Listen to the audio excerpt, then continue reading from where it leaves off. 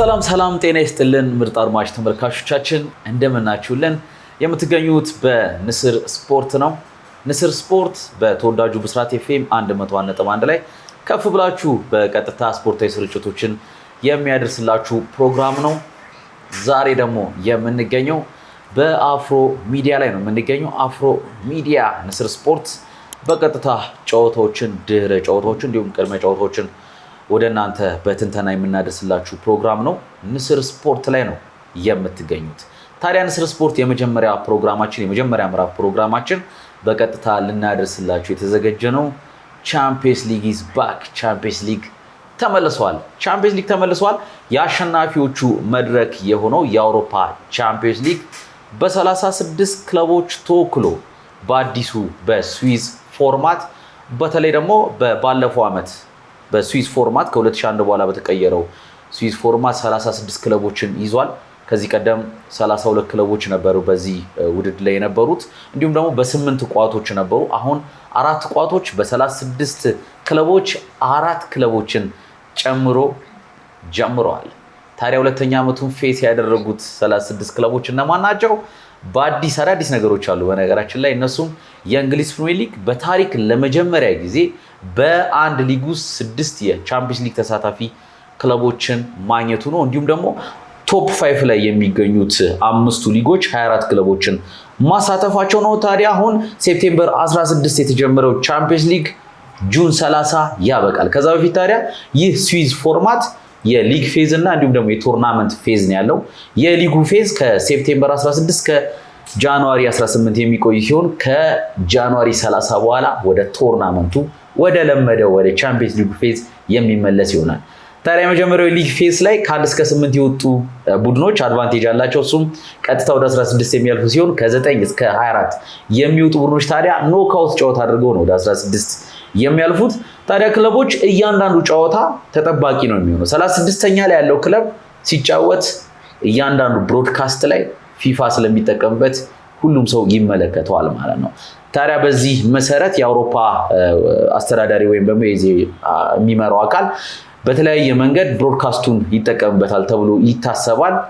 ከ9 እስከ 24 ያሉ ቡድኖች ኖክአውት አድርገው ሲገቡ ከ9 እስከ 15 ያሉ ክለቦች ደግሞ የሜዳ አድቫንቴጁን ይይዛሉ። እንደዚህ እያለ ጁን 30 ላይ ቡዳፔስት ፑሽካሽ አሬና ላይ ፍጻሜውን ያገኛል።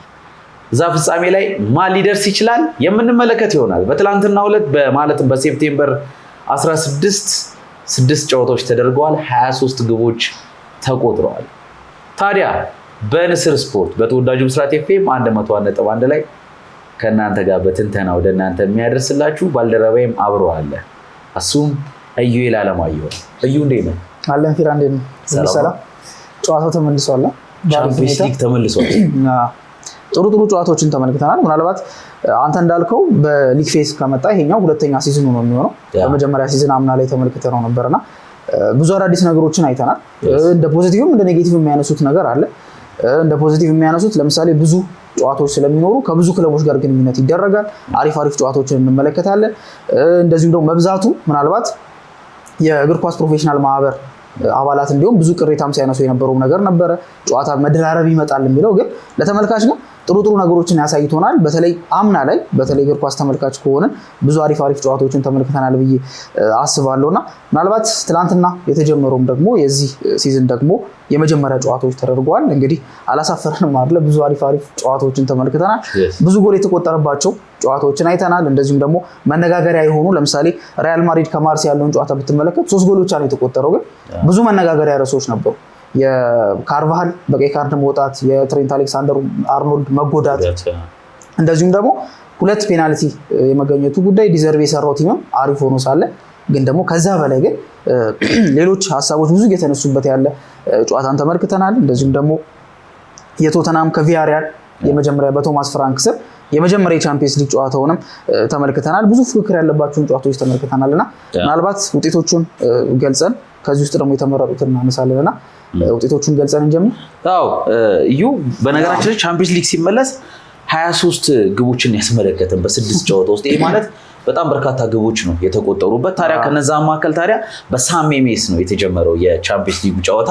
በሳን ሜሜስ በዚህ ስቴዲየም ላይ በባለፈው ዓመት አውሮፓ ሊግ ላይ ማንቸስተር ዩናይትድን ሴሚ ፋይናል ድረስ አብሮት የሄደ ቡድን ነው አትሌቲኮ ቢልባኦ። ኤርኔስቶ ቫልቬርዴ ስር ሆኖ በርካታ ጥሩ ጨዋታዎችን በላሊጋው ላይም በኤሮፓ ሊግም ላይ ሲያደርግ የነበረ ቲም ነውና በባለፈው ዓመት ከማንቸስተር ዩናይትድ ጋር በኤሮፓ ሊግ ሴሚ ፋይናል ላይ የነበረ ቲም ማንቸስተር ዩናይትድን አሁን ያለበትን ኮንዲሽን እናውቃለን።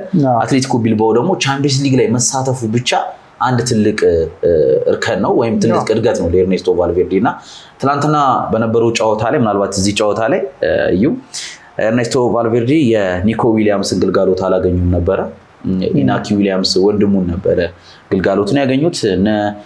በሁለቱ ክለቦች ላይ ደግሞ የሁለት የስፔን ብሔራዊ ቡድን ቤንች እና ቤስት የሆኑት ሳይመን እና ዩናይ ሳይመን እና ራያ ነበሩ። እንግዲህ ሁለቱም ድንቅ ብቃታቸውን ነበር ያሳዩት። አንድ ግን የበሰለ እንቅስቃሴ እዚህ ቡድን ላይ ተመልክቻለሁ። እሱም የኤሚሬትሱ አርሰናል ነው። ከዚህ በፊት ፖዚሽናል ፉትቦል ይዞ የሚንቀሳቀሰው ግን ውጤት ይዞ የማይወጣውን የአርሰናል ቡድን ተመለከትን።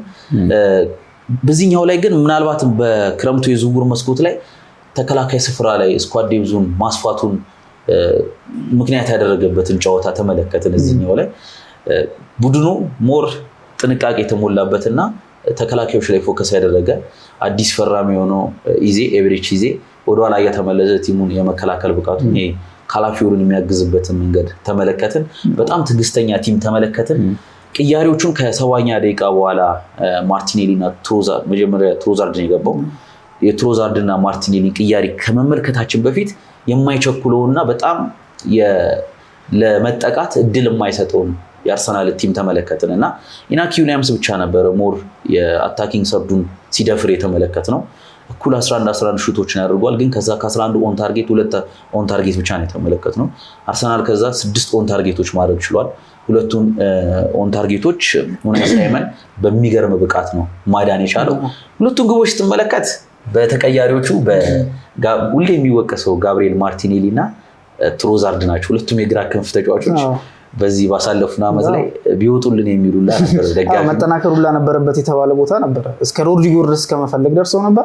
የዜም የመጣው በዋናነት ምንም እንኳን የካይ ሃቨርትዝ መጎዳት ኢሚዲየት ኢፌክት ተደርጎ ቢቆጠር ግን በዋናነት ግን እዛ ቦታ ላይ ማጠናከር አለብን ብለው አስበው ነበርና በዛም የመጣ ስለሆነ የማርቲኔሊ ቦታ ሲወቀስ ነበር። እግር ኳስ አንዳንዴ እንደዚህ ነው አይደለ? የማይገመቴ የምትለው እንደዚህ ነውና ማርቲኔሊ እና ትሮዛርድ ተፎካካሪ ሲበዛባቸው ምን ያህል ወደ ማጥቃትና ራሳቸው ወደ መቀየር እንደገቡ የተመለከትነው። ማርቲኔሊ በገባ ፈርስተቹን ምንም አይነት ተቻ አላደረገም፣ ምንም አይነት እንቅስቃሴ አላደረገም። ፈርስተቹን ወደ ጎልነት ነው የቀየረው ማርቲኔሊ እና የተቀየረበትን መንገድ ተመለከትን። ታዲያ የሳን ሜሜውን የአርሰናልና የቢልባኦን ጨዋታ 2-2 በሆነ ውጤት አርሰናል አሸንፏል። ሌላኛው የነበረው ጨዋታ ሌላኛው የስፔን ቡድን የነበረው ሪያል ማድሪድ ከኦሎምፒክ ማርሴ የነበረው ጨዋታ ነው። ኦሎምፒክ ማርሴ የዲዘርቪ እናውቃቸዋለን። በብራይተን ሆቭ አልቢዮን ላይ ምን አይነት ቡድን ሰርተው እንደነበረ እናስታውሳለን እና በበርናባው የነበረው ጨዋታ በርናባው አይመስልም ነበር። ፈረንሳይ አቅንቶ ሲጫወት የነበረ የሚመስለውና ዣቪ አሎንሶ ያው ይታወቃል፣ ቲም ኦርጋናይዝድ በማድረግ ይታወቃል። ግን የዲዘርቪ ያጫወት ደግሞ እጅግ በጣም ነው የሚለዩ። የዚህ ጣሊያናዊ ያጫወትና ቡድኖችን ሳክ ያደርጋል ወደ ራሱ። ከዛ እየተቀባበለ ፕሬስ ለማድረግ በሚሄዱበት ጊዜ ባክ ስፔሶችን ተጠቅሞ ነው ግቦችን በብዛት በካውንተር አታክ የሚያስቆጥረውና ትላንትናም የተመለከትነው ያንን ነው። በርካታ የእንግሊዝ ፕሪሚየር ሊግ ልምድ ያላቸው ተጫዋቾችን አስፈርሟል።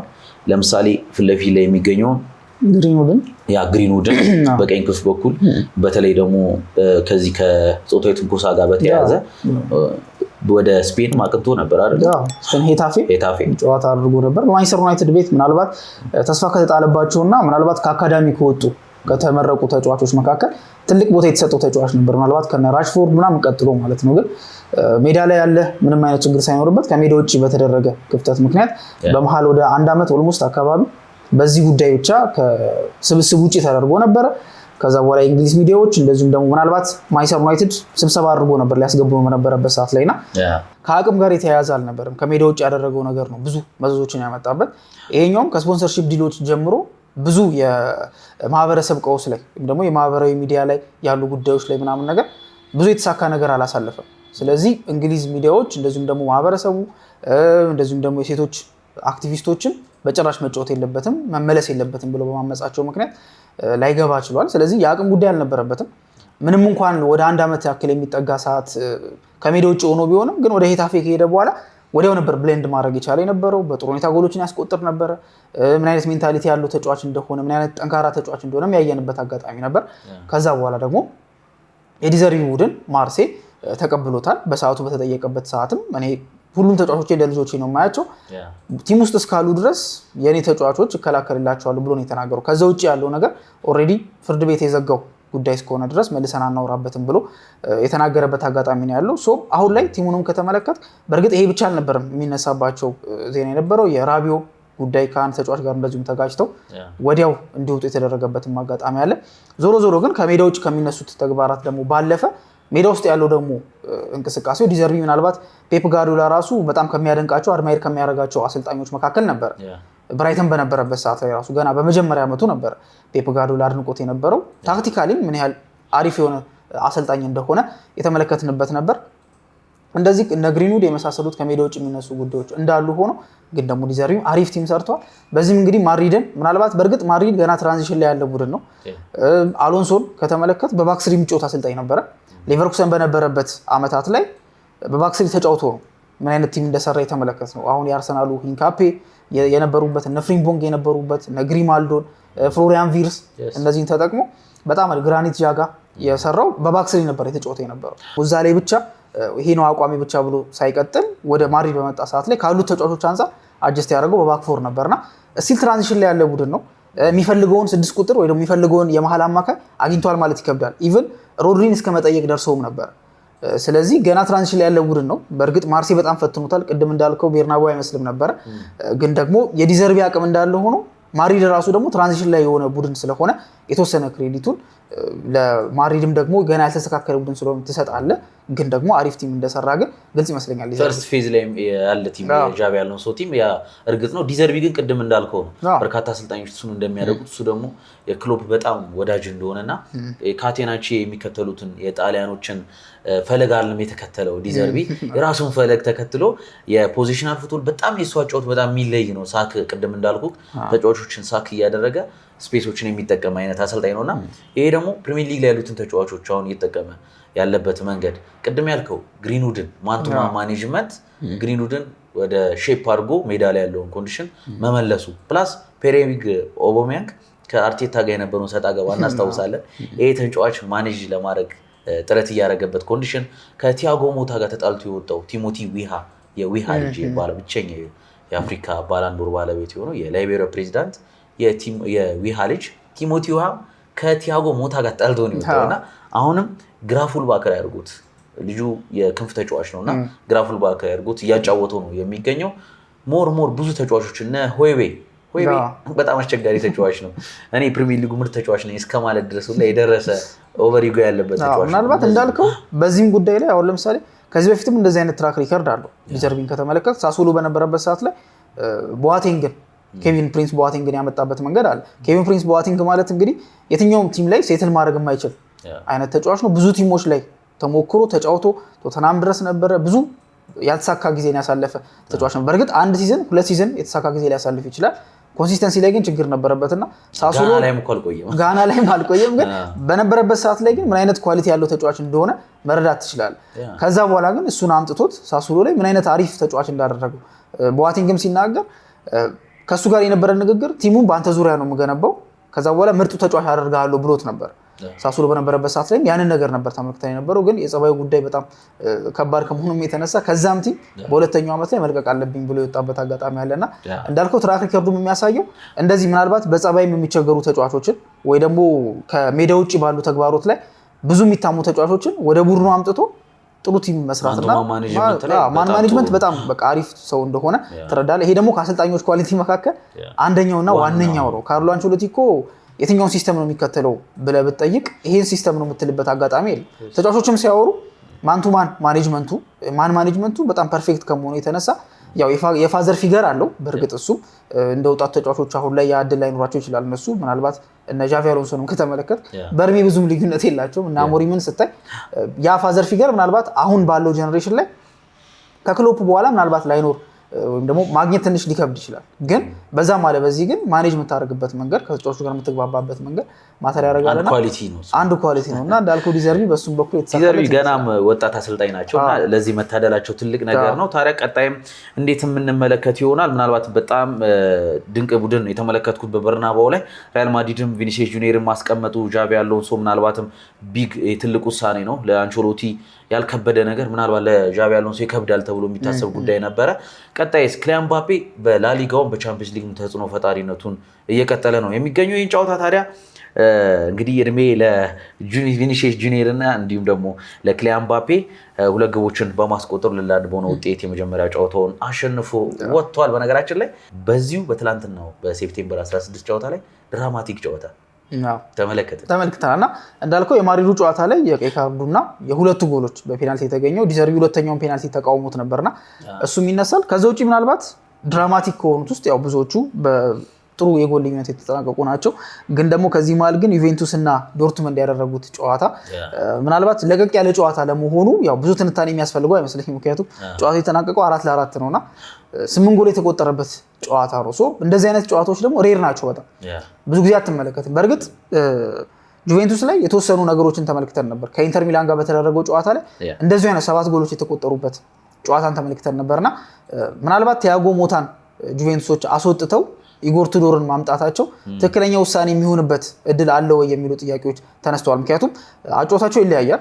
በእርግጥ ቲያጎ ሞታም ጥሩ ቲም ነው የሰራው፣ ግን በጣም ጥንቃቄን የሚመርጥ አይነት ተጫዋች ነበረ፣ አሰልጣኝ ነበር። ያው ነገራችን ላይ ሪከርድ ሰብሯል አቻ በመውጣት እና ለምሳሌ ከተሰናበተ በኋላ ምን ያህል ጨዋታዎችን አድርጓል የሚለው ነገርና ለመሰናበቱ ሪዝኖቹ ምንድናቸው ብለህ ስትመለከት ብዙ ሽንፈቶችን አታገኝበት፣ ግን ደግሞ ብዙም አያሸንፍም ነው። አብዛኛውን ጨዋታ በአቻ ነው የሚያጠናቅቀውና በተከታታይ ጨዋታ አቻ ነው የሚሆነውና መጀመሪያ ጥንቃቄ መርጦ ነው። ከዛ ይሄ ደግሞ የጁቬንቱስ ባለስልጣናትን ብዙም አላሳመነምና ድል ግን ያሳዝናል። የቲያጎ ሞታ ለምን መሰለህ ከቦሎኛ ምርጥ ቲም አድርጎት ወደ ቻምፒየንስ ሊግ መድረክ ከአመታት በኋላ መልሶታል።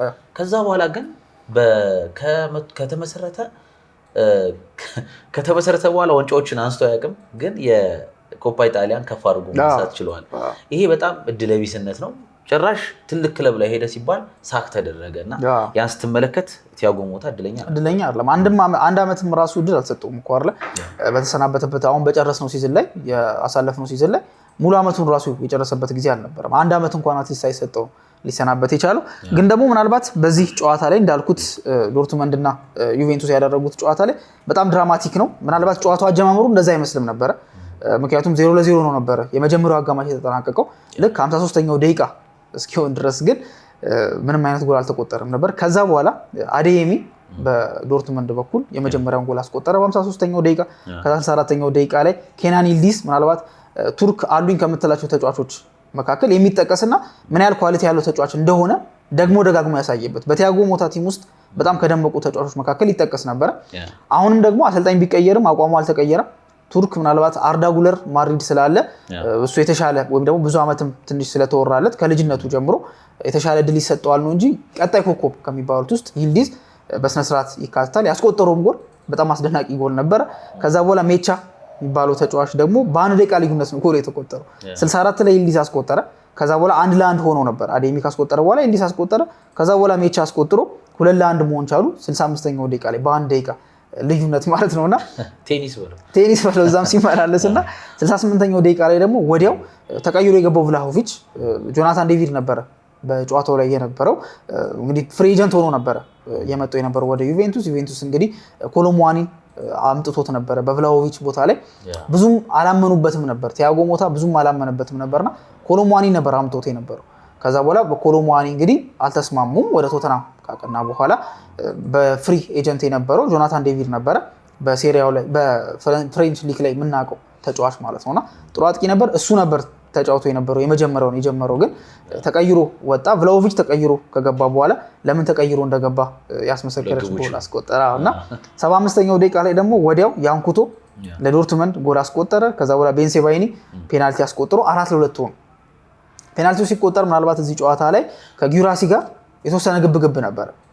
እኔ ልምታው የሚል ነገር ምክንያቱም ጊራሲ ሪከርድ ሊሰብር ከጫፍ ደርሶ ነበር በተከታታይ ጨዋታዎች ላይ ጎል በማስቆጠርና በዚህኛው ጨዋታ ላይ ጎል አስቆጥሮ ቢሆን ኖሮ ምናልባት ሪከርድ የሚሰብርበት አጋጣሚ ሊኖር ነበረ ግን ደግሞ ፔናልቲ መቹ ግን ቤንሴባይኒ ተብሎ ተመርጦ ስለነበረ ምንም ማድረግ አልተቻለም መጀመሪያ ሊመታ ሞክሮ ነበር አሰልጣኙ ራሱ በመሃላቸው ገብቶ ነው እንግዲህ ትእዛዝ ሰጥቶ ቤንሴባይኒ እንዲመታ የተደረገው 4-2 ሆኖ ነበር ለቲም ስፕሪቱ እና 90 ደቂቃ አልፏል 4-2 ነበሩ እስከ 94ኛው ደቂቃ ድረስ 4-2 በነበሩበት ሰዓት ላይ ነው ቭላሆቪች ድጋሚ ጎል አስቆጥሮ 4-3 ሆኑ ከዛ 96ኛው ደቂቃ ላይ ደግሞ ራሱ አሲስት አድርጎ ኬሊ የሚባለው ተጫዋች በሄዲንግ አስቆጠረና 4-4 በሆነ ውጤት ሄዲንጉ በጣም ያምራል አሲስቱም በጣም ክላስ ያለው ነበር ደግሞ ኦፍሳይድ የመሆን ቻንስም ነበርና ኳሷን የሰጠበት ታይሚንጉ ኦን ፖይንት የሆነ ሰዓት ላይ ነበር ሰጥቶት የነበረውና ይሄን ነገር ስትመለከት ዩቬንቱስ ያው ጎሎች በጣም እየተቆጠረበት ነው ይሄ ነገር ላይ ቤት ስራ ይጠብቀዋል ምክንያቱም ምናልባት እንደ ባርሴሎና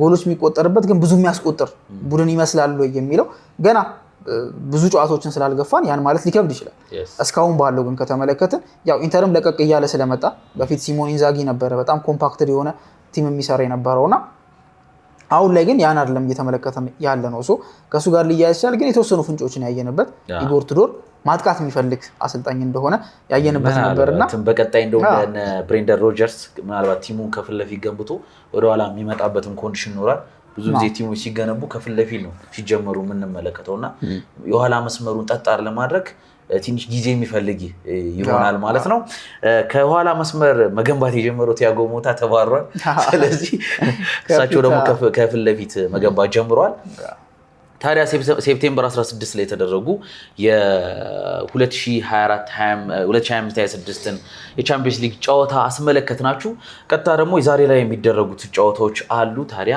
የቀጥታ ከባድ ጨዋታዎች ነው ዛሬ ያሉት እናንተ በአፍሮ ሚዲያ ላይ በንስር ስፖርት አብራችሁ ቆዩ ሰብስክራይብ ላይክ ሼር ያደረጋችሁ ጨዋታ ግምታችሁን እያስቀምጣችሁ አብራችሁን ቆዩ ዛሬ የሚደረጉ ከባድ ጨዋታዎች አሉ እንደው ቅድመ ትንተናዎችን እንድረስበትና የዛሬ የሚነገን ጨዋታዎች እንመልከታቸውና ከምንመለከተው ጨዋታ ማከል አንዱ ምናልባትም ታሪክም እያገናኛቸው ከሚገኙ ጨዋታዎች ማከል አንዱ ምናልባት አንድ ተጫዋቾች ናቸው የሚያገናኙት ባየር ሙኒክ ከቼልሲ እና ሊቨርፑል ከአትሌቲኮ ማድሪድ የሮበርትሰን ጉዳይና ጁሊያን አልቫሬዝም ጉዳይ አለና ከዛ በፊት ባየር ሙኒክ በውሰት ውል ከፍተኛው ሪከርድ በሆነ ዋጋ 16.5 ሚሊዮን ዩሮ ኒኮላ ጃክሰን ሴኔጋላዊ ኒኮላ ጃክሰን ከቼልሲ ወስዶታል እና ይሄንን ጨዋታ በርካቶች ኒኮላ ጃክሰን ደርቢ እያሉት ነው የሚገኙት እና ከዛ ውጪ ግን ምናልባትም እዚህ ጨዋታ ላይ ሁለቱም ቡድኖች በሊጋቸው ላይ ምንም ጨዋታ አልተሸነፉም ባየር ሙኒክ የሚገርመው 100% ዊኒንግ ሬት አለው አሸንፏል 100% ከዛ ውጪ ሃሪኬን ጥሩ እንቅስቃሴ ያለ ነው የሚገኘው 5 ግቦችን አስቆጥሮ 3 አሲስቶችን አድርጓልና በጎልም በአሲስትም እየመራ ነው የሚገኘው የዋንጫ ቀበኛ ወይም ዋንጫ ማያገኘው የሚባለው ተጫዋች አሁን ከዋንጫው በኋላ ጥሩ እንቅስቃሴዎች እያደረገ ነው የሚገኘው ቶፕ ክላስ ላይ የሚገኝ ተጫዋች ነው ምናልባት እዚህ ጨዋታ ላይ የሆነ ነገር እንበል ምናልባት እንዳልከው ዛሬም እንግዲህ ጨዋታዎች ይቀጥላሉ ትልልቅ ጨዋታዎች ነው የሚኖሩትና ምናልባት ከዚህ በሊግ ፌስ ከመጣ በኋላ ካገኘናቸው ጥቅሞች መካከል አንደኛው 8 ጨዋታ ማድረጋቸውን ተከትሎ ብዙ ትልልቅ ቡድኖች ሲገናኙ እናያለንና ገና ካሁኑ ራሱ ገና በመጀመሪያ ሳምንት ቼልሲ ከባየር ሙኒክን የመሰለ ጨዋታ አግኝተናልና ይሄ ጨዋታ ምናልባት በውሰት ውል እንዳልከው ወደ ባየር ሙኒክ ያቀናው ኒኮላስ ጃክሰን የጃክሰን ደርቢ እስኪባል ድረስ ሙሉ ናሬሽኑን ወደሱ ቀይሮታል ማለት ይቻላል ምክንያቱም ስለተዘዋወረ ብቻ አይደለም ወይ ቼልሲ በጣም ሌጀንድ ሆኖ ከዛ በኋላ ወደ ባየር ሙኒክ ስለሄደም አይነትም ነገር አይደለም ባየር ሙኒክን እንደሄደም ድራስቲካሊ ቀይራቸዋል ለማለትም አይደለም ግን ደግሞ ዞሮ ይሄንን ጨዋታ ግን ለየት የሚያደርገው ኒኮላስ ጃክሰን የወጣበት መንገድ ከዛ በኋላ ለምን ወጣ የሚለው ነገርና የተፈጠረው ድራማ ራሱም በኢንተርቪው ላይ ሲናገር የነበረው ነገር ነበርና ይሄን ስታይ ብዙ የሚያወያዩ ነገሮች አሉ በመጀመሪያ የወጣበትን መንገድ ስታይ ጃክሰን እንዲሸጥ የሚፈልግ አይነት ተጫዋች አልነበረም ማሬስካ በጣም ይፈልገው ነበር ምክንያቱም ኦፍ ኮርስ በጣም ፊኒሺንግ ላይ ችግር አለበት ብዙ ኳሶችን ሚስ ያደርጋል ጎሎችን ማስቆጠር ላይ በጣም ደካማ ጎኑ ነው ያው አጥቂ ሆኖ ደካማ ጎኑ ጎል ማስቆጠር ኮኔ ይከብዳል ግን ደግሞ የልጁ ግን ኳሊቲ የለውም ማለት አይደለም በተለይ ቼልሲ ከኮል ፓልመር ጋር አሪፍ ሲዝን እንዲያሳልፍ ያደረገው አንደኛው ምክንያት ጃክሰን ነበር ለምን ሁለቱ በሚሰለፉበት ሰዓት ላይ ጃክሰን ከፊት ሆኖ ፓልመር ወደ ኋላ በሚሆንበት ሰዓት ላይ ፓልመር ወደፊት በደንብ እንዲጠጋ እድል ይሰጠዋል ለምን ጃክሰን ሞር ጎል ፊት ቀርቦ ከሚጫወት ይልቅ ወደ 10 ቁጥር ቦታ አካባቢ ላይ ቦክሱ አካባቢ ቢጫወት የተሻለ ተጫዋች እንደሆነ ተመልክተናል። እና የጃክሰን ከቼልሲ መልቀቁ ከብቃት ጋር ብቻ የተያያዘ ሳይሆን ምንም እንኳን የፊኒሺንግ ኳሊቲው ብዙ ጥያቄ ቢነሳበትም በዋናነት ግን ከሜዳ ላይ የሚያሳያቸው የዲሲፕሊን ችግር በተለይ በቀይ ካርድ የወጣባቸው ጨዋታዎች ደግሞ በጣም ቼልሲን ኮስት ያደረጉ ጨዋታዎች ነበሩ። ምክንያቱም ወሳኝ ሰዓት ላይ ነው ሲወጣ የነበረው። ከኒውካስል የነበረው ቼልሲ ወደ ቻምፒየንስ ሊግ ለማለፍ በቃ ችግር ላይ በነበረበት ሰዓት ላይ ወይ ደግሞ ባላረጋገጠበት ሰዓት ላይ ነበር ቀይ ካርድ አግኝቶ ከቦትማን ጋር የማይሆን መሀል ሜዳ ላይ ነበር ጥፋት ሰርቶ የነበረውና አላስፈላጊ የሆነ ጥፋት ነበረ። እነሱ ነገሮች ከዛ በኋላ ክለብ ወርልድ ካፕ ላይም እንደዚሁ አይነት ነገር ሲታይ ኤንዞ ማሬስካ እስከዛ ድረስ እሱን የመልቀቅ ሀሳብ አልነበረውም። ለዛም ነበር እንዲሁም ዋጋውም እንደዚህ እኮ የተወደደው የጃክሰን ኳሊቲው እንዳለ ሆኖ ግን ደግሞ ክለቡ መሸጥም አለመፈለጉ ትልቅ ፋክተር ያደርጋልና በዛ ምክንያትም ነው ቼልሲ እኮ ኢቭን እስከ 100 ድረስ እስከ 80 ምናምን ነበር ሲጠይቅ የነበረውና በእንደዚህ አይነት መልኩ መሸጥም የቻለው መሸጥ ስላልፈለገ ነው እንጂ መሸጥ ፈልጎ ቢሆን ኖሮ ይሄን ያህል ዋጋ ላይ ያወጣ የሚችልበት እድል ነበር። ግን ቀይ ካርዶቹ ኤንዞ ማሬስካን ሊያስደስት አልቻለም። እሱ ላይ ሪላይ መሆን ስለማይችል የግድ ሙቭ ማድረግ ነበረበት። ከተቀነሱት ተጫዋቾች መካከል ሊሆን ይችላል ንኩንኩም በማሬስካ ስር፣ እሱ ደግሞ ከብቃት ጋር የተያዘ ጉዳይ ነበርና ንጹህ 9 ቁጥር ስላልሆነ ምናልባት ከፓልመር ጋር የመዋሃዱ ነገር ችግር ውስጥ ገብቶም ስለነበር ነው ንኩንኩ። ስለዚህ የጃክሰንን ከዛ መውጣት ከዚህ ጋር የሚያያዝ ነው። በመሃል የተፈጠሩ ድራማዎች ነበሩ። ጃክሰን ሄዶ እዛ ሜዲካሉን ሁሉ ካደረገ በኋላ ነበር ድጋሚ እንዲመለስ እንደተጎዳ በጨዋታው ላይ ሲጎዳ እንዲመለስ ተነገረውና በዚህም በጣም ፍረስትሬት አድርጎ ነበር። ኤጀንቱ ካማራ ሳይቀር በጭራሽ አንመለስም ፕሌን ወደ ኋላ ሄደ ምናምን ብሎ ራሱ ፖስት እስከ ማድረግ ደርሶ ነበርና ዲሉ ኦልሞስት ኮላፕስ አድርጎ ነበረ። ይሄ ሁላ ድራማዎችን በምንመለከትበት ሰዓት ላይ ጨዋታውን ቼልሲ ከባየር ሙኒክ የሚያደርገውን ጨዋታ በጣም እስካሌት ያደርገዋል።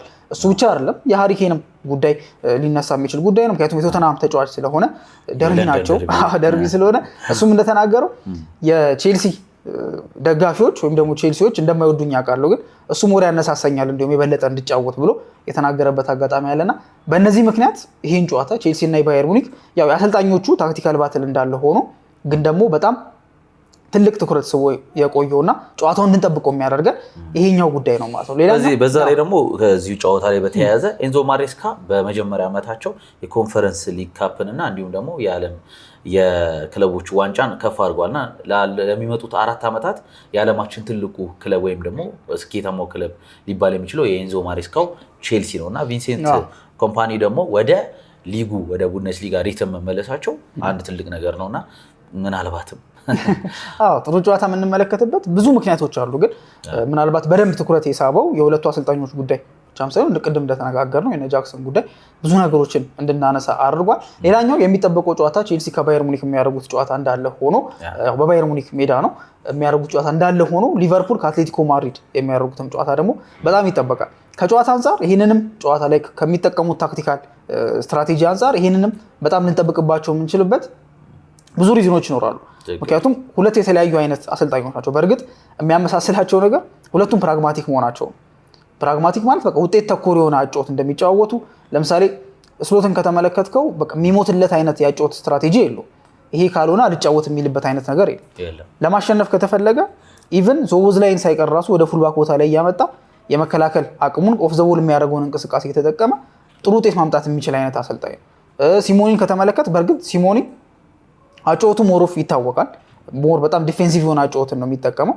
ግን ደግሞ የእሱም ቢሆን ግን ፕራግማቲክ የሚያስብለው ውጤት ተኮር ነው። ውጤት ላይ ነው ፎከስ የሚያደርገው እንጂ ስለ ጨዋታው ውበት ምናምን የሚጨነቅበት አጋጣሚ የለምና ቲሙ አንዳንዴ ምናልባት የሲሞኒ ቲም አብሮ የሚከላከል አብሮ የሚያጠቃ አይነት ቲም ነው። ኦር ኮምፓክት መሆን ከፈለገ አብሮ ኮምፓክት ይሆናል። ሎ ብሎክ ሚድ ብሎክ መጫወት ከፈለገ ሃይ ኢንቴንሲቲ ቲምም በጣም ብሎኪንግ ቲም የሚጫወት ከሆነ እሱም ሃይ ኢንቴንሲቲ ቲም ሆኖ መጫወት የሚችልበት ኮንዲሽን አለና እንዳልከው አንፕሬዲክተብል ነው፣ የማይገመት ቡድን ነው። ውጤት ተኮር ስለሆነ እንቅስቃሴያቸው የዛ ምናልባት አንዳንድ ጊዜ አንዳንድ ጥሩ የሚባሉ ተጫዋቾች ራሱ ፌል የሚያደርጉበት አጋጣሚ ይኖራል። አትሌቲኮ ማድሪድ ለምሳሌ ጆአዎ ፌሊክስን ከተመለከት ቤንፊካ በነበረበት ሰዓት ላይ ብዙ ክለቦች ነበር ፈልጎት የነበረው። የማጥቃት እንቅስቃሴው ጥሩ ነበር፣ ግን አትሌቲኮ መጥቶ መከላከል ላይ ደካማ ነው በመባሉ ምክንያት የሚፈለገውን ያህል ከ100 ሚሊዮን ፓውንድ በላይ ነበር የወጣበት ተጫዋችና የማይሆን እንደሆነ ተመልክተናል። ስለዚህ ሲሞኒ በጣም ፕራግማቲክ ነው። መከላከል ላይ ነው እንዳልከው፣ ማጥቃት መከላከሉን ባላንስ ማድረግ የሚፈልግ ነው። ቀድሞ ግን የሚጠነቀቅ አይነት አሰልጣኝ ነው። የስሎት በጣም ጠንቃቃ የሚባል አይደለም፣ ግን ማጥቃት ባለበት ሰዓት ላይ ያጠቃል፣ መከላከል ባለበት ሰዓት ላይ ይከላከላልና ሁለቱም ውጤት ተኮራጮ ስለሚጫወቱ በጣም እንድንጓጓ ያደርገናል። ከዛ ውጭ ግን በክለቡ ዙሪያ ከሚነሱት ጉዳዮች መካከል ሊቨርፑል ወደ 400 ሚሊዮን ፓውንድ በአንድ የዝውውር መስኮት ብቻ ያወጣበትን ሪከርድ የሆነ የዝውውር መስኮት ተመልክተናል። ከነዚህ መካከል 200 ሚሊዮን የወጣባቸው ተጫዋቾች ከ100 ሚሊዮን በላይ የወጣባቸው ተጫዋቾች በሊቨርፑል ስኳድ ውስጥ ይገኛሉ። እነሱም ፍሎሪያን ቪርዝ እና አሌክሳንደር ኢሳክ ማለት ነው። አሌክሳንደር ኢሳክ እስካሁን ድረስ ጨዋታ አላደረገም ነበረ። በሚደረገው ጨዋታ ላይ ዛሬ በሚደረገው ጨዋታ ላይ 90 ደቂቃ እንደማይሰለፍ ስሎት ተናግሯል። ግን ደግሞ የተወሰነ ደቂቃ ግን ሊያገኝ እንደሚችል ፊትነስ ሌቭሉ 100% አልደረሰም። ግን አትሊስት ጨዋታ ባይጀምርም የተወሰነ ደቂቃ መጫወት የሚችልበት አጋጣሚ እንዳለ ተነግሯል። ስለዚህ የእሱ የመጀመሪያ ጨዋታ ከመሆኑም አንጻር በዛ ምክንያት እንዲጠበቅ ያደርገዋል የአሌክሳንደር ኢሳክን መሰለፍ። ከዛ ውጭ ግን የፍሎሪያን ቪርዝ ሌላኛው 116 የወጣበት ተጫዋች የተጠበቀውን ያህል አይደለም ተብሎ ብዙ ትችቶች እየደረሱበት ይገኛሉ። በእርግጥ ገና 4 ጨዋታ ብቻ ነው ያደረገው። ግን ደግሞ የወጣበትን ገንዘብ ስትመለከት የእንግሊዝ ሚዲያ ደግሞ በጣም ከባድ ናቸው፣ ፕሬሸር አለውና ብዙ ተጫዋቾችም ተናግረዋል ይሄን ነገር። እነ ጃክ ግሪሊሽ እና አንቶኒ እኛ ሃንድል ማድረግ የምንችለው ነገር አይደለም፣ የሚወጣብንን የዝውውር ዋጋ ክለቦች ናቸው የሚደራደሩት። ግን ጫናው የሚመጣው ግን ከክለቡ ይልቅ ተጫዋቹ ላይ ነው። እንደዛ ደግሞ ጫና ባለበት ሰዓት ላይ ጥሩ ፐርፎርም ማድረግ ወይም ደግሞ ፕሬሸሩ ፊል እንዳታረግ ማድረግ በጣም ከባድ ነው ብሎ ተናግረው ነበር። የፍሎሪያን ቪርዝም ምናልባት ትንሽ ጨዋታ ነው፣ ግን ብዙዎች እንደሚሉት 100 በላይ የወጣበት ተጫዋች ስለሆነ ለመላመድ የሁላ ጊዜ ያስፈልጓል ተብሎ 95 ሚሊዮን ዩሮ የወጣበት ሁጎ ኤኪቲኬ በቲሙ ላይ አሁን ካስመዘገባቸው ከግዢዎቹ ሁላ ስኬታማው ግዢ እየተባለ ነው የሚገኘው። አሲስት ማድረግ ችሏል፣ ግቦችንም እያስቆጠረ ነው ከመጣበት ጊዜ ጀምሮ። ልክ ነው። ፍሎሪያን ቪርዝ አሲስትም አላደረገም፣ ግብም አላስቆጠረም። ግን በባለፈው ጀርመን ብሔራዊ ቡድን ላይ ደግሞ ግብ በማስቆጠር አካውንቱን ከፍተዋል እና አለውኝ እያለ ነው የሚገኘው። ልክ ነው። በዛ ነው የሚነሳውና የኤኪቲኬ ጉዳይ ምናልባት ለቪርስ ራሱ ትልቅ ጥያቄ የሚያስነሳበት ጉዳይ ሆኖ ነው የሚያልፈው። ምክንያቱም ቪርስ እየተጫወተ ያለበት መንገድ በጣም እያስተቸው ነው ያለው። ደግሞ ሌላ ተጫዋች ደግሞ አለ፣ አሌክሳንደር ኢሳክ አለ። ስለዚህ የእሱ መምጣት ተከትሎ ምናልባት 10 ቁጥር ቦታው ላይ ኤኪቲኬ ሊጫወት የሚችልበት አጋጣሚ እንዳለ እየተጠቆመ ነው የሚገኘውና የቪርስ ጉዳይ አሳሳቢ የሆነው ከዛ አንጻር ነው። ግን ምንድነው ሪዝኑ የሚለውን ነገር ለማየት ያክል ግልጽ የሚያደርገው ነገር ፕሪሚየር ሊግ መሆኑ ነው። ኢንተንሲቲውን መላመድ አለበት። ከበርንሌ ጋር በተደረገው ጨዋታ ብቻ ብዙ ኳሶችን ነው ሉዝ ያደረገው። ወደ 30% ያክል ዱዌሎችን ሉዝ ማድረግ ችሎ ነበር። ይሄኛውም በጣም መጥፎ የሚባል ስታት ነው ያስመዘገበውና ጉልበቱንና ፍጥነቱን ማመጣጠን አልቻለም። ኳስ ቶሎ ቶሎ ይቀማል። ቴክኒካሊ ልጁ ብቃት አለው። በተለይ ከአርሰናል ጨዋታ ላይ በሰከንድ ሃፉ ላይ ያሳየው ፐርፎርማንስ ምን ያህል አቅም ያለው ተጫዋች እንደሆነ ያስታውቃል። ግን ደግሞ ፕሪሚየር ሊግ ግን ቲሞ ቨርነር በአንድ ወቅት እንደተናገረው ከሌላው ከቡንደስሊጋም በባሰ ሞር ፊዚካል ዲማንድ ያለበትና ኮንታክቶቹ በጣም ጠበቅ ያሉ እንደሆኑ ተናግሯል። ስለዚህ ይሄም ተጫዋች ቴክኒካል አቢሊቲ ያለው ግን ደግሞ ያ ብቻ በቂ አይደለም። ስለዚህ የግድ መላመድ አለበት፣ ራሱን አዳፕት ማድረግ አለበት። እንደተናገሩም እሱም አምኗል ጥሩ ፐርፎርም እያደረገ እንዳልሆነ።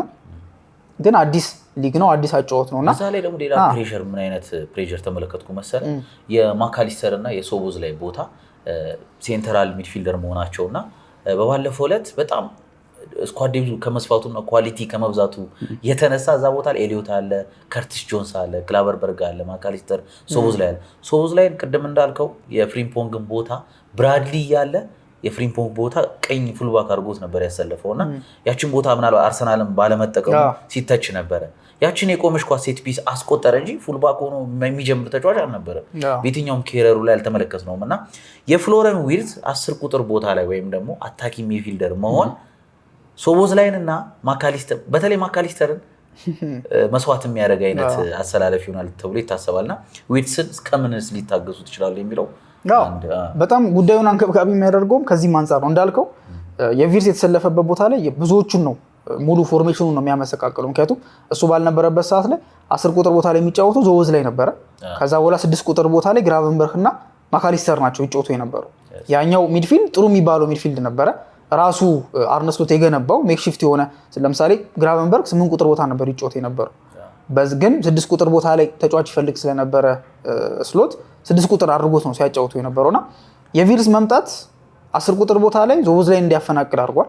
ዞቦዝ ላይ ደግሞ ተፈናቀለ ማለት ዞቦዝ ላይ ለሊቨርፑል የሚሰጠው ኦፍ ዘ ቦል ፓወር አለ፣ ኤነርጂ አለ።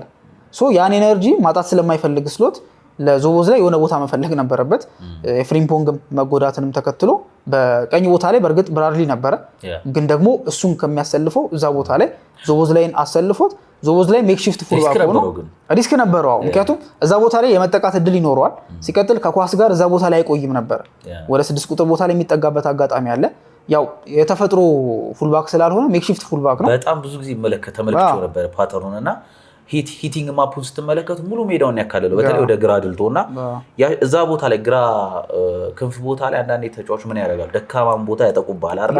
እንደውም አርቴታ ያችን ቦታ አለመጠቀሙ ግሪምስቤ ላይ ፍሬድሪክሰን ፍሬሽ ተጫዋች ስለሆነ ምን ያህል በአንድ ተጫዋች አጥቅተው ሙሉ ቲሙ እንዳሸነፉ ተመልክተናል አይደል?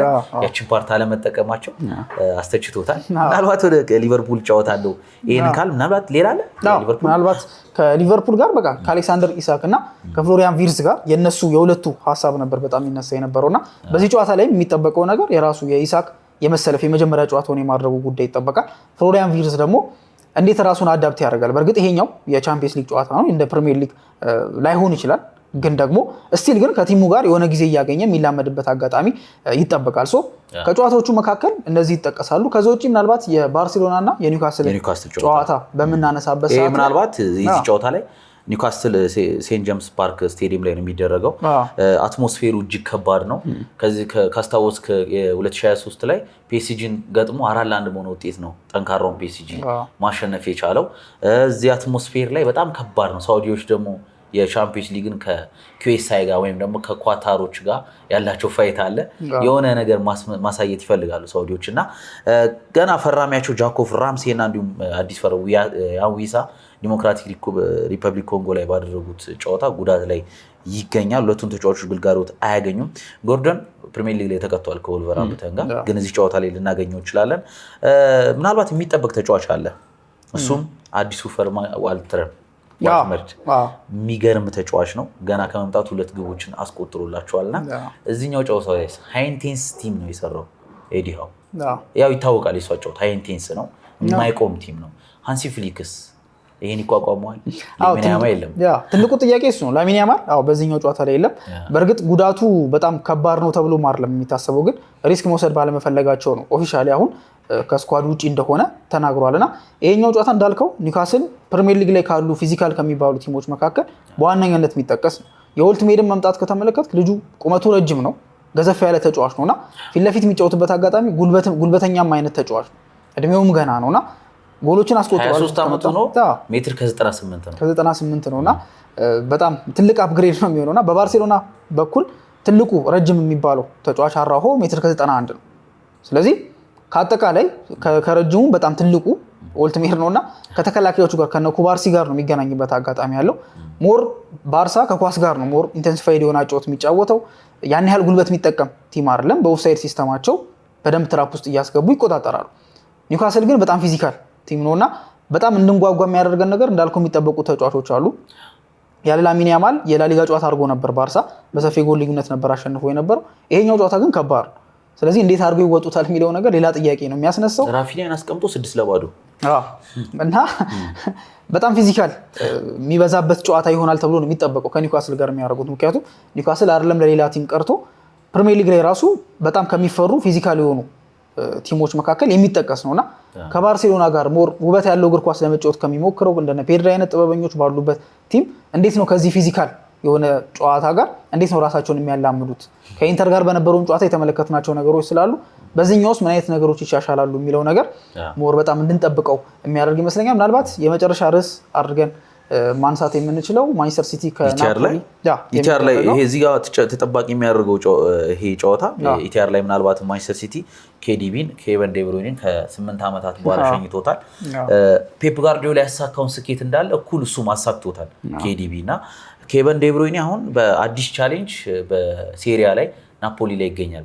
ናፖሊ ባለፈው ዓመት ሴሪያውን ስኩዴቶውን ከፍ አድርጎ ስላነሳ አሁን የሚጠበቀው የቻምፒየንስ ሊግ ዋንጫ ላይ ነው። እሳቸው ደግሞ ውጤታማ ናቸው። ኮንቴ እና ይታወቃሉ ከፔፕ ጋርዲዮላ ጋር ምን ያህል ደግሞ የፔፕ ጋርዲዮላ አጫወት ማንቸስተር ሲቲን እንደሚፈትነው በቼልሲ ቤትም ሆነው በቶተናም ቤትም ሆነው አሳይቷቸዋል። የሚታወቁ አሰልጣኞች የሚገናኙት ፕላስ ደግሞ የማንቸስተር ደርቢ የሆኑት ሁለቱ ስካይ ብሎቹ ደርቢ የሆኑት ሆይሉንድ ማክቶሚና ይገናኛሉ። እዛ ሆይሉንድ ግብ አስቆጥሯል ገና በመጀመሪያ ጨዋታው ማንቸስተር ዩናይትድን ሲያሳጣ ማለት ነው። ሌላ የራሱ ማክቶሚና የቡድኑ ዋና ሰው ማገሩ ነው። ስፓይናል ኮርድ ሆኖ እዛ ተሰክቶ ነው ያለው። ነጊ ሊሞራ አሉ። ሉካኩ ምናልባት ጉዳት ላይ ነው የሚገኘው። በርካታ ፊርማዎች እዚህ ቲም ላይ ያሉና ከባድ ጨዋታ ይመስለኛል። ከባድ ጨዋታ ነው እንዳልከው። ከናፖሊ በኩል የሚጠበቁ ብዙ ነገሮች አሉ። ምክንያቱም ስኩዴቶን አንስቷል ኮንቴ። ጥሩ ቲም ነው የሰራው። በአሪፍ ሁኔታ አዋህዷቸዋል። ጥሩ ቲም ሰርቶም ደግሞ ዋንጫ በልቷል። አሁን ላይ ግን የሚጠበቀው ከስኩዴቶ ደግሞ አልፎ የተጠናከሩለት ቦታዎች አሉ። ለምሳሌ ራስሙስ ሆይሉንድ አዲስ የገባ ተጫዋች ነው እና ትንሽ ገንዘብም አይደለም የሚወጣበት። ስለዚህ ከሱ የሚጠበቀው ነገር አሁን ወደ ቻምፒየንስ ሊጉ ነው። ሴሪያ ላይ ማሳካት ያለበትን ነገር አሳክቷል። የቤት ስራውን ጨርሷል። አሁን ግን የሚጠብቀው ስራ ግን ቻምፒየንስ ሊግ ላይ ከትልልቆቹ ጋር ከአያላኖቹ ጋር ምን አይነት ቲም መስራት ይችላል? ምክንያቱም ከዛ በፊት የነበረው ላይ አልነበረበትም። ስለዚህ አሁን እንዴት ነው የሚገጥመው? ከነዚህ ትልልቅ ቲሞች ጋር ምን አይነት ቲም ያሳየናል የሚለው ነገር ያጓጓል። ማንቸስተር ሲቲ ደግሞ ከነዛ ትልቅ ቲሞች መካከል አንደኛው ነው። በማንቸስተር ሲቲ በኩል ደግሞ በረኛ ቅያሪ ተመልክተናል። በረኛ መቀየር ኖርማል ነው፣ የትም ቲም ላይ ይፈጠራል። ግን ብዙ ሊያስወራ የሚችለው ነገር የተቀየረው በረኛ ፕሮፋይላቸው መለያየቱ ነው። በኤደርሰን እና በዶናሩማ መካከል ያለው የፕሮፋይል መለያየት ምናልባት ፔፕ ጋርዲዮላ በአዲስ መልኩ ሊመጣ የሚችልበት አጋጣሚና አዲስ አጨዋወት ለመሞከር እያሰበ እንደሆነ የተወሰኑ ፍንጮችን ይሰጠናል። ምክንያቱም ጋርዲዮላን የምናውቀው በጣም ፖሴሽናል የሆነ ፉትቦል ሲጫወት ነው የምናውቀው። አይደለም ኖርማል ተጫዋቾች ቀርቶ በረኞቹ ራሱ ሳይቀሩ በእግር መጫወት ላይ ጎበዝ መሆን አለባቸው። የዚህም ፍልስፍና የመጀመሪያ ሰው የነበረው ቫሌስ ነበረ። ከቫሌስ ቀጥሎ እያለ ማኑኤል ኖየርን በሙኒክ በሄደበት ሰዓት ላይ እሱን አግኝቶ ከእሱ ጋር ሰርቶ ነበር። ጆ ኸርትን ምርጥ የሚባለውን ግብ ጠባቂ አስወግዶ ብራቮን ነበር አምጥቶ የነበረው። ብራቮ ብዙም ስኬታማ አልነበረም፣ ግን ኤደርሰን ሞራይስ በቃ ፐርፌክት የሚባል በረኛ ነበር። ሲቲ መጥቶ ተሰርቷል አይደል? ተሰርቷል። በዛ ላይ ልጁም ደግሞ ከኳስ ጋር መጀመሪያም ጥሩም ስለነበር ቤንፊካ እያለ መጥቶ ብዙም የከበደው ነገር አልነበረም። በተለይ ግን አመት በጨመረ ቁጥር በጣም ወደ ፐርፌክትነት እየተጠጋ የመጣ በረኛ በአንድ አመት እስከ 4 አሲስት ማድረግ የሚችልበት አጋጣሚ ተፈጥሯልና በለዚህ ሲስተም ፐርፌክት የሚባለው እሱ ነበር። እንደውም አንቶኒ ትዝ ካለ በአመት ውስጥ 2 አሲስት አላደረገም እና ኤደርሰን 4 አሲስቶች አድርጓል ተብሎ ብዙ ተጫዋቾችን ያሳጣበት ኮንዲሽን ነበረና ኤደርሰን ብራዚላዊ መሆኑንም ተከትሎ አሊሰን ቤከር አስቀመጠው እንጂ ብሔራዊ ቡድን ላይ አማካይ ነበረ በባህሪው በተጫዋችነት ዘመኑና ይሄ ተጫዋች እንደ አማካይ የሚጫወትበትም ኮንዲሽን አለና ቅድም እንዳልከው ነው። በቃ አንፕሬዲክተብል ለመሆን ሼፑን እየቀየረ ያለበት ከማንቸስተር ዩናይትድ ጋር ከተመለከትከው ጥግና ጥጉን ዘግቶ ክንፍና ክንፉ ላይ ዘግቶ ኮምፓክት የሆነ ቲም ፖዚሽኑን ለቆለት ለማንቸስተር ዩናይትድ የተጫወተ ቲም ነውና እንዳልከው ዶናሩማ በእግሩ ሲጫወት አልተመለከትንም። ቢልድ አፕ ላይ ራሱ ሲያስጀምር የነበረው ግላቨር ተከላካዩ ሩበን ዲያዝ ነበር ሲያስጀምር የነበረው። እና ይሄንን ስትመለከት የተወሰኑ ፍንጮች አሉ። ራሱ የሰጣቸው ኢንተርቪዎችም ነበሩ እንደዚሁ ዳይሬክት ፉትቦል ሞር አሁን ላይ ዘመናዊ እየሆነ ያለው ወይ ደግሞ ሞደርን ፉትቦል ወደ ዳይሬክት ፉትቦል እየተጠጋ እንደሆነ የተናገረበትም አጋጣሚ አለና እነዚህን ስትመለከት ከዛ ደግሞ ኤደርሰን ሸኝቶ ዶናሩማ ሲመጣ ዶናሩማ ሉዊስ ኤንሪኬ በእግሩ መጫወት ላይ ቀርዋል ለፍልስፍና አይመችም ብሎ ነው እንዲወጣ ያደረገውና ያንን በረኛ አምጥቷል። በዛ ላይ ፔፕ ጋርዲዮላ ራሱ ኤደርሰን ሲያደርግ የነበረውን ነገር አይደለም ከሱ ምን ጠብቀው ብሎ መናገሩ ምናልባት በአዲስ መልኩ ባልጠበቅነው መልኩ ምክንያቱም አምና ላይ ፔፕ በጣም ተቸግሮ ነበረ። በእርግጥ ብዙ ፋክተሮች ነበሩት፣ የሮድሪ መጎዳት፣ የቲሙ ሳይክሉን የመጨረስ ጉዳይ፣ ብዙ ነገሮች አሉ። ግን ደግሞ የሲስተምም ደግሞ ለውጥ ችግር ነው ብሎ ስላሰበ ፔፕ ቀስ ቀስ እያለ ወደዛ ሊቀይር የሚችልበት አጋጣሚ አለ። ስለዚህ በዚህኛውም ጨዋታ ከምንጠብቃቸው ነገሮች መካከል አንደኛው ፔፕ በምን አይነት መልኩ ተጫውቶ የራሱን ይሄ ክብሩን ከዚህ በፊት የነበረውን ተፈሪነቱን እንዴት አድርጎ ያስመልሳል የሚለው ነገር በዚህ ትልቅ ጨዋታ። ምክንያቱም ኮንቴ በጣም ፕራግማቲክ ነው፣ ውጤት ተኮር አሰልጣኝ ነው። በቀላሉ ነጥብ የምትወስድበት አይነት አሰልጣኝ አይደለም እና ቼልሲ ቤት እያለም ይሄን ነገር አሳይቶናል። ሌሎችም ክለቦች ላይ አሳይቷል በደንብና በጣም ፈታኝ የሚያደርገው ይሄ ነው። በናፖሊም በኩል የሚጠበቁ ተጫዋቾች ጨዋታም እንደዚሁ አለ። በሲቲም በኩል ግን ከበረኛው ጀምሮ ሌሎችም ተጫዋቾችም እንዴት ያደርጋሉ፣ ፔፕስ ምን አይነት ሲስተም ይዞ ይመጣል የሚለው ነገር በጣም እንድንጠብቀው የሚያደርግ ይመስለኛል። ፊራ አዎ፣ እዚሁ ላይ ተጨማሪ ለማድረግ እዮ ምናልባት የኤርሊንግ ብሮት ሃላንድ አጫወት ስትመለከተው ከዚህ በፊት ቦታና ጊዜና ቦታን ነበር ጠብቆ ግቦች የሚያስቆጥረው። ከኳስ ጋር ብዙም ጊዜ አታችመንት የሌለው ተጫዋች ነው። ከኳስ ጋር እነሱ ፖዚሽኑን ይጫወቱለታል፣ እሱ ግን ታይሚንግ ጠብቆ ገብቶ ኳስ የአየር ኳስ የምድርን ኳስ ካገኘ ክሊኒካል ነው ይጨርሳል። በባለፈው ጨዋታ ግን የተመለከትኩበት ይሄን አልነበረም። ከኋላ እየሄደ ኳስ ቢልድ እያደረገ እየገባ ኳሶችን አሲስቱላ ሲያደርግ ነበረ፣ ደብል ተች እያደረገ ሲጫወት ነበረ እና ፔፕ ጋርዲዮላ የማይቀይረው ነገር የለም ውጤት ካመጣለት። ከተመለከተ ሲመጣ እኮ በጣም ግትር አሰልጣኝ ነው ምናምን ተብሎ ነበር አይደል? ሲመጣ ግን ምንድን ነው ያደረገው? ድልዱም በሆነ አጥቂ ኩናጊሮ የሚበላ ሲስተም፣ ከዛ በላይ ግን ማስቆጠር የሚችል ተጫዋች ነበረ። በአንድ ጨዋታ 5 6 7 ጎሎችን አስቆጥሮ የሚወጣ ተጫዋች ነበረ።